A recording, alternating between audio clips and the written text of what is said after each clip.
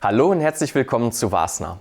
In unserem heutigen Video möchten wir Ihnen zeigen, wie man eine Infrarotheizung im Rahmen eines Festanschlusses mit einem Unterputzempfänger richtig anschließt. Wasner bietet mit dem VFTB Funk-Thermostat-Set die Möglichkeit, Infrarotheizungen per Funk zu steuern. Bei diesem Set gibt es neben dem Sender zwei verschiedene Empfangsmöglichkeiten. Das ist einmal ein Steckdosenempfänger und ein Unterputzempfänger.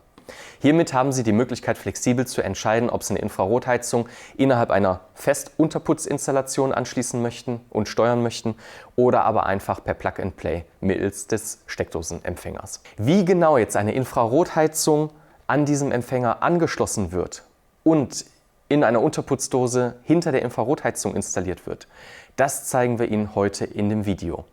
Insgesamt können bei dem Set bis zu 9 Empfänger mit einem Sender gekoppelt und gesteuert werden, sodass Sie mehrere Geräte in einem Raum mit einem Set bedienen können. Der Unterputzempfänger VUP von Wasner hat eine Anschlussleistung von 16 Ampere, was ca. bis 3500 Watt Schaltleistung entspricht. Wie genau jetzt eine Infrarotheizung an einem Unterputzempfänger angeschlossen wird und was dabei zu beachten ist, das zeigt Ihnen jetzt mein Kollege.